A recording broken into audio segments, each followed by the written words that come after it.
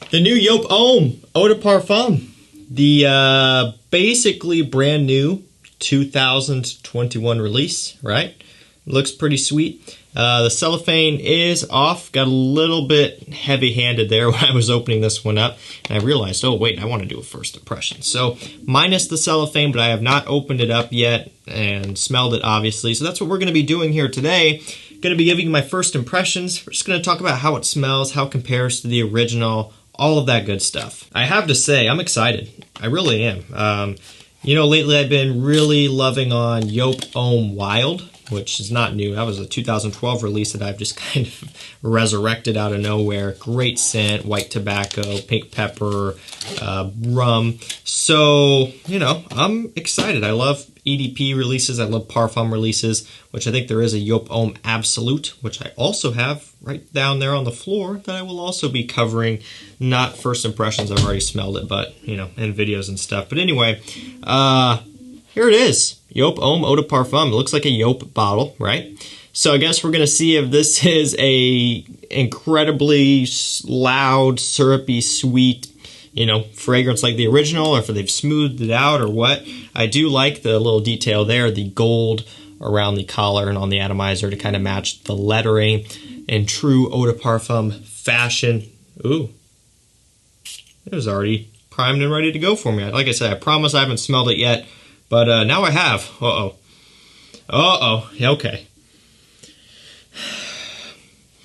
Did I just spill cough syrup on my hand? Yeah, no, it's syrupy sweet for sure here, right off the rip. That's familiar. Wow, a whole bunch of sweetness going on here.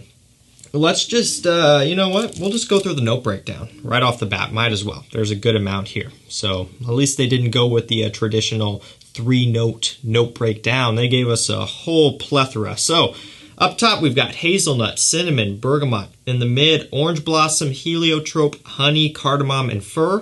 And in the base, tonka bean, vanilla, sandalwood, moss, cashmere, and vetiver. God, this is incredibly strong. I don't even know why I brought it up to my nose, because I could have my hand across the room. Like if I cut off my hand and just sat it on a shelf over there, I would still be able to smell this stuff. This is already a monstrous, ridiculously strong smelling fragrance. So let's talk about the notes here. For me, I do get a lot of the heliotrope orange blossom mixture. So it kind of gives off, and this is weird, but it kind of gives off this grape smell. It almost smells like grape cough syrup in a way, which is very weird. I am not too sure that a lot of guys out there would want to smell like grape cough syrup. And no, it's not 100% an exact match. It doesn't smell exactly like NyQuil or something, but I'm just kind of trying to describe it to you the best I can, and also letting you know that this is a syrupy, sweet fragrance. Definitely not for everybody here. So some of the vanilla's coming through. Now, one thing I do like is, surprisingly, given that it's not a terribly expensive or, you know, super high quality scent, there's some dimension, there's some depth. It's not super flat and two-dimensional like a lot of cheaper fragrances. And the reason why I say that is because kind of at the top of the scent profile, I'm getting the heliotrope orange blossom kind of fresh floral, you know, type of smell there. When I go a little bit past that, I get this powderiness from the tonka bean, so it's kind of a dusty texture.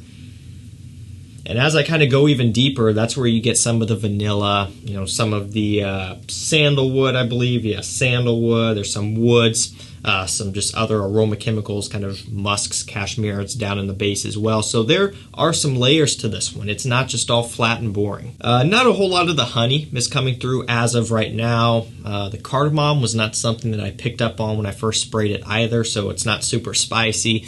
I mean, right out of the gate, it is a syrupy, sweet fragrance. And does it share similarities to the original Joop Homme? Yeah, definitely. Now, surprisingly though, it's not like a one-to-one clone of that original Joop Homme. There are some differences here, but definitely fits into that same category as I suppose how I should approach this here. Same category being super sweet. In terms of scent profile, there are some differences here. Mainly, one way I could describe it is, it's almost like a modern take on Joop Homme. It's like they've, you know, went back to that DNA, they've kind of refreshed it, brought it back to life. You get this hazelnut note, which is used prominently in something like 1 Million Lucky. That's hazelnut and honey as well, I believe, which is also what's going on here. The heliotrope orange blossom floral touch kind of freshens it up, gives it a strange little balance, but it does help.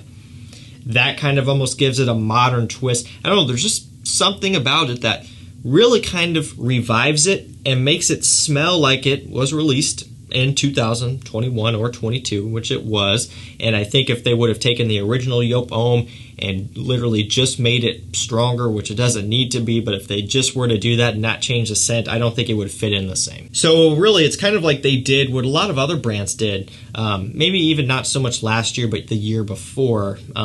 There's things like Code Eau de Parfum. That one is playing off that original Armani Code DNA, but bringing it back to life, modernizing it, and I don't know if that was 20 or 21, but you get the point. Within the past couple of years, I suppose, brands have kind of done that, and now we're seeing this year being released Aqua de Jo Eau de Parfum, so it seems to be kind of what's been going on within the past few years here, and the whole world issue, if you will, is kind of what started that off in 2020, I believe. We had a lot of kind of boring releases or just kind of, bringing stuff back to life type of things. So it's kind of cool to see this here. I do think that it's a nice little modern refresh. Now, is it something that I would personally wear? Not probably all that often. And you're probably like, why not? This should be right up your alley. You love sweet fragrances, and I do. I'm a huge fan of sweet fragrances, but this is almost a little bit too syrupy. So it's not so much the sweetness of a fragrance that would get me, but the syrupy aspect. And also, I'm not a huge fan of heliotrope and florals like that, especially in this type of composition. If they were to take out that heliotrope thing going on here, I'd actually probably like this more. If you were to remove the floral component, I think I would be into it a bit more. But when you combine a whole bunch of this syrupy sweetness with some florals, a heavy amount, especially more as it's drying down, that's where it kind of starts to lose me. I would like to see more of the vanilla and tonka bean come through. Maybe it will. We're only about 7 minutes into it here, so this would warrant a full review. But as it sits right now, it's being dominated by the florals. Maybe those will wear off, maybe the tonka bean, the vanilla, maybe a bit of a booziness would even come through, like a bourbon vanilla. That's something that will have to be assessed with time as I test it more, but as it sits right now, it's a bit too kind of top heavy, too floral heavy for me. I wish I got a little bit more of the cinnamon too, maybe a bit more of the sandalwood. I don't know, I was just hoping for more of a creaminess, more of a depth in terms of the sweeter notes rather than being overwhelmed with florals off the top here. I do really like the direction that they were going here with this one though. I like how it really turned out for the most part. I think a lot of other people would appreciate this one more than me, so I commend them. I think, hey, the idea was good, modern refresh on Joop Homme, that's cool. Like I already mentioned, the performance, I can already tell is going to be ridiculous.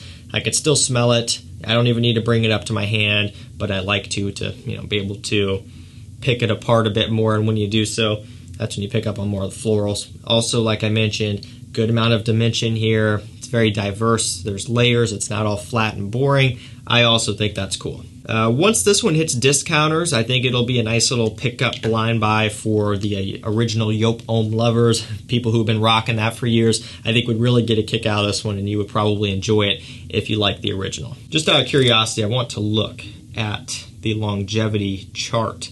Not that that's always super reliable, so the majority of the votes are within the long-lasting category there, 41, and then for the sillage, the majority is also in the strong. So not fully maxed out, but definitely up there, and I can really tell right off the bat this is going to be potent stuff.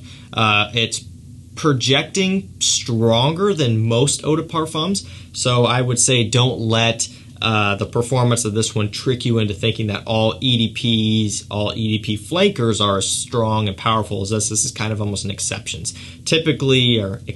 rather. Typically, eau de parfums will kind of sit closer to the skin as you go up in concentration. So EDT projects more, EDP parfum projection goes down, but longevity increases. Not always, but a lot of times. So with this one here, I can tell it's going to be strong stuff. If you guys have smelled Joop Homme Eau de Parfum, let me know what you think of it. Do you like it? Do you not? Is it one that you want to check out? Like I said, a little bit too floral heavy for me. Dial back the florals, and I think I'd be into it more. and I could probably get along with more of the syrupy sweetness, but as it sits right now, currently, it's one that I probably won't wear all that often. I think that's going to do it for me, guys. Thank you so much for watching. Stay safe, stay healthy, and we'll see you tomorrow with another one. Take care.